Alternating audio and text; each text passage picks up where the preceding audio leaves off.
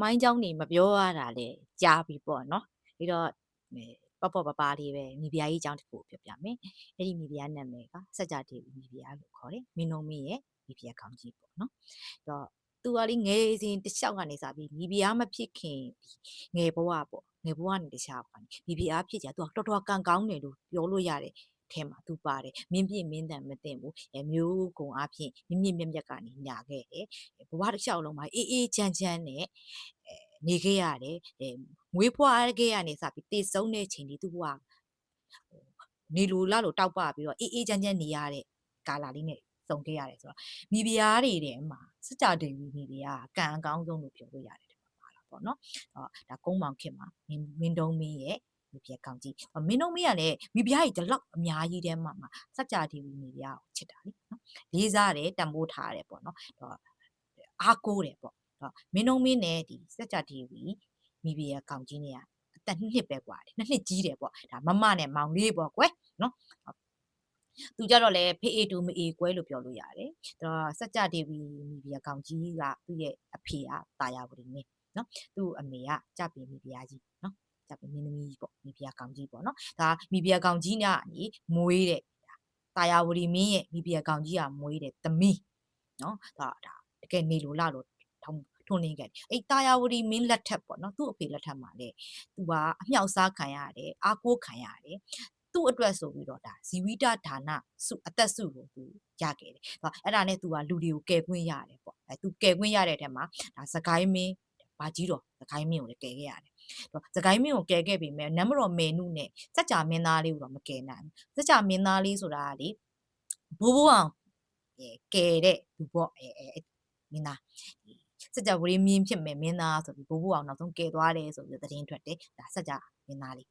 သူ့ကိုမကယ်နိုင်ခဲ့ဘူးနော်နောက်ပြီးတော့နောက်ကယ်တာတစ်ခုရှိသေးတယ်ဒါစင်ဖြူမရှင်ဒါမင်းတုံးမင်းရဲ့အလဲနန်းမိဖုရားကြီးဖြစ်မယ်သူပေါ့နမ်မတော်မေနုရဲ့သမီးစင်ဖြူမရှင်စုဖျားလက်ရဲ့အမေစင်ဖြူမရှင်တော့သူဒီစัจ जा ဒေဝီမိဖုရားကြီးကယ်ခဲ့တယ်အဲ့ဒီမင်းသမီးဘဝတုန်းကသူ့အဖေတတ်တော်မယ်ပေါ့နော်စင်ဖြူမရှင်လည်းပါကွန်မြက်ပြီးတတ်တဲ့ထဲမှာပါတယ်အဲ့တော့မတတ်အောင်ဆိုပြီးဇီဝိတဒါနစုအသက်စုနဲ့သူကယ်ခဲ့တယ်ပေါ့တော်တော်စိတ်သဘောထားကောင်းတဲ့ထဲမှာလည်းပါတယ်နောက်ကယ်တာကဒါ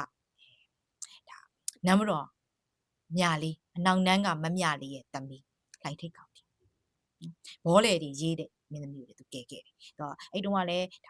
ါသဒ္ဒနာရေးခင်းနေဖြစ်တဲ့အခါမှာသူဒီစัจ जा ဒေဝီမိဖုရားကောင်းကြီးကဖြစ်မဲ့သူပေါ့နော်စัจ जा အဲ့တုန်းကတော့သူကတပင်တိုင်းမင်းသမီးအနေနဲ့နေရတယ်တပင်တိုင်းမင်းသမီးဆိုတာဘာကိုဆိုလိုတာလဲဆိုရင်နောင်မင်းလက်ထက်မှာဒါမိဖုရားကောင်းကြီးဖြစ်မဲ့သူဆိုလိုတာအဲ့ဒီဒီတာယာဝတီမင်းလက်ထက်မှာသူ့ကိုတပင်တိုင်းမင်းသမီးအနေနဲ့ထားတယ်စံနန်းနဲ့ထားတယ်နန်းနဲ့ထားတယ်တပင်တိုင်းမင်းသမီးဆိုနောင်မင်းလက်ထက်ကကြတော့ဘာဖြစ်သွားလဲပကံမင်းကြတော့မောင်နှမဖြစ်တော့ယူလို့မရဘူးအရင်ဖြစ်နေတဲ့အခါကျတော့ယူလို့မရတော့နောက်တမင်းလက်ထက်မင်းနှုံးမင်းလက်ထက်ကြတော့မိဖုရားကောင်းကြီးဖြစ်တာမြောက်စားခံရတာပေါ့နော်ဒါမင်းနှုံးမင်းနဲ့ဒါစัจ जा ဒေဝီမိဖုရားကောင်းကြီးပေါ့ကွယ်မင်းနှုံးမင်းရဲ့မိဖုရားကောင်းကြီးဖြစ်စီတာအဲ့တော့တစ်လျှောက်လုံးအေးအေးချမ်းချမ်းဖြစ်တယ်သူလက်ထက်မှာဒီမိဖုရားကောင်းကြီးလက်ထက်ပေါ့မင်းနှုံးမင်းလက်ထက်ဒါမိဖုရားကောင်းကြီးဖြစ်နေစัจ जा ဒေဝီမိဖုရားကြီးအဖြစ်နဲ့နေရတဲ့ကာလဒီအနောက်ဆောင်မှာတော်တော်အေးချမ်းတယ်မိဖုရားကြီးကမျှတလောက်တယ်ပေါ့တခြားမိဖုရားလေးပေါ်မှာမနာလိုစိတ်နေတယ်သူကိုယ်တိုင်ကလည်းမြင့်မြတ်တဲ့ဘဝလာခဲ့လို့လားတော့မသိဘူးတစ်ဖက်သားပေါ်မှာတော်တော်ဒါမြင့်မြတ်တယ်ပေါ့နော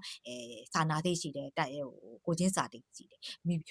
ဖုရားတွေအများကြီးဒီလောက်မင်းတို့မိဖုရားကြီးတွေမိဖုရားတွေအများကြီးထားရတာအောက်မှာပဲကြည်ပြူနိုင်နေဆိုတာမျိုးရှိတာပေါ့နော်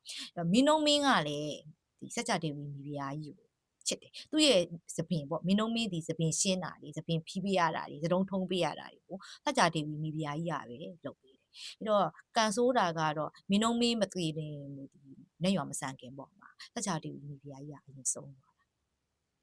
ဆုံးသွားတော့မင်းတို့မင်းကအရန်ကြည်ကွဲတာပေါ့နော်အဲ့တော့အဲ့ဒီစัจ जा ဒေဝီမိဖုရားကောင်းကြီးအဆောင်လည်းသူမသွားတော့ဘူးဒီအုတ်ကူနာမှာပဲနေတယ်အဲ့ဒီအဆောင်လည်းဘယ်အဘိဘုရားအောင်မှအတက်မခံသူ့သပင်ကိုလည်းအရှင်းမခံဘူးပေါ့နော်သပင်အရှင်းမခံတော့တန်းတွေ့တန်းတွေ့တဲ့ပြဿနာအဲ့ဒါစလာဒီမှာတစ်ခေါက်တန်းတွေ့ဘူးလေဆိုတော့ဒီမင်းတို့မင်းကတန်းတွေ့ပါတယ်ဆိုတော့အားကိုဒီမှာပြောဘူးလေအဲ့တော့ဘာကြောင့်တန်းတွေ့ရလဲဆိုတဲ့အခါကျတော့သပင်ကိုအရှင်းမခိုင်းတော့တခြားမိဖုရားတွေက ကိုသူ့ရဲ့ခေါင်းကိုအကင်မခိုင်းဘဲနဲ့ဒီတိုင်းပဲထားခဲ့တာပေါ့ဆုံးသွားတဲ့အခါကြေကွဲတာပေါ့အားကိုးတဲ့လူတစ်ယောက်ဆုံးပါးသွားတဲ့အခါမှာကြေကွဲတာပေါ့ဒါကြောင့်စัจ जा ဒေဝီမိဖုရားကြီးဒီမွေးဖွားခဲ့ရနေစတည်ဆုံးတဲ့အထိအေးအေးချမ်းချမ်းနဲ့ဘဝကြီးကိုအေးအေးချမ်းချမ်းနဲ့မြင့်မြင့်မြတ်မြတ်ကလေးနဲ့ပေါ့နော်နေသွားရတဲ့တဲ့မှာစัจ जा ဒေဝီမိဖုရားကြီးပါတယ်ဆိုတဲ့အကြောင်းဒါပြောပြတာသူရဲ့ကံတရားပေါ့နော်လူတစ်ယောက်နဲ့တစ်ယောက်ကကံတရားချင်းမတူဘူးပေါ့နော်သူကြတော့ကံကောင်းတယ်လို့ပြောလို့ရတယ်မိဖုရားလည်းဖြစ်တယ်ကံလည်းကောင်းတယ်